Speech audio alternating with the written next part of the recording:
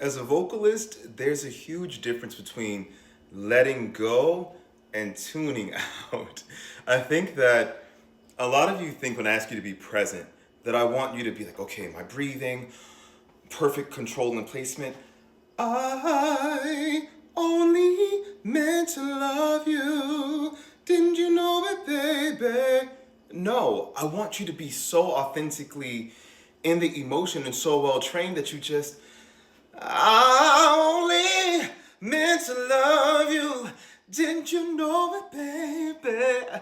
Didn't you know it? Why couldn't you be content with the love I gave? I want you to be so in it that you don't have to think about your support or your placement or your vocal cords or anything like that, that it just happens. But also, some of you, you think you're so in it, but you're really only meant to love. You're clocking out. You're exiting your body, and then you come back. I see it. I'll go around the world teaching you in person, and I see you do it. I teach you through Zoom every day as well, and I see you do it. And because when you come back too, I say, "How did it feel?" And you go, I don't know. Nobody's in there but you. Having an intention doesn't mean fretting over your technique. Okay? If you're typing, you are intending to type words, right? If you're texting someone, you're not letting your thumbs hit the keyboard at random, right? You have to intend it. But you're also probably not going B you're probably not doing that. But there was a time when you did, where you probably can't even remember it. So there has to be a foundation. What's more, there is a foundational element of even learning how to read in the first place. So there are all these foundational elements to get to the place where you can be like, oh, 1 second, let me just send this text right quick. Do, do, do, do, do, do. And now you can kind of let go and just kind of let yourself do it and go on autopilot. Same thing with driving. I hope you have intention when you drive, but I'm also not fretting over like, oh, I'm not gripping the steering wheel, white knuckling it, being like, okay, blinker, rear, I gotta turn lanes, oh brother. Like, no, I just can kind of drive and I know that I'm not gonna kill anybody because I know what I'm doing. So when we, in the air approach, we talk about the trust fall. It's kind of like the final step where you realize you can let go, but you fall into the safety net, which is the developed reflexes and sensations of your body. Have you ever seen those viral videos where someone, the trust fall's gone wrong, whether it's a sorority or what do you call it? Like a business thing. I can't think of, okay, like a corporate event where the person falls back and no one catches them.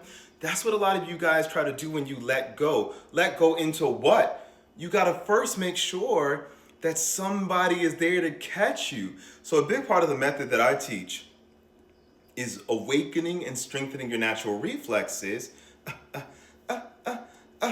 As soon as my cords touch my body, my abs know what to do automatically. My solar plexus knows what to do automatically. My back muscles and my lats knows what to do automatically. So I don't have to fret over like making something happen. But some of you are putting the cart before the horse. I'm sure a lot of you have jobs or different skills, things that you can do now mindlessly in a sense where you know you're doing it, but it's just in you now. And you don't have to give it much thought. But if someone like myself were to try to do it, I'd have to really think about it because it would be new to me. You do have to show up and be present and think about it until you don't. But some of you are trying to put the cart before the horse, and that's how you get injured. It's like, oh, well, my favorite singers don't even think. They just sing effortlessly. Yeah. Tori Kelly's been training since she was 11 years old. Have you? You know, don't let these false equivalencies kick your butt. Do the work, and the work means showing up and seeing how things feel. And you repeat it and you drill it until the day that you don't have to think about it. And that's the key. But I'll give you this one for free. I'm teaching a full class on this soon, but I'll give you this. If you are oohing into a cup of water and this happens, you're not where you need to be. But if you can ooh and get that, you're on the right track. And also if you can do it through a whole song line, that's pretty good too. So I'm going to be doing a whole class soon on vocal coach in a cup through my Patreon. It's $50 to join. Check it out. I'm promising rapid results. Actually, I rarely do this, but this is actually, it yields pretty quick results, and you will need to bring your own cup of water, which I think is not hard for most people. In a straw, it doesn't have to be a fancy bendy straw; it could be a regular straw.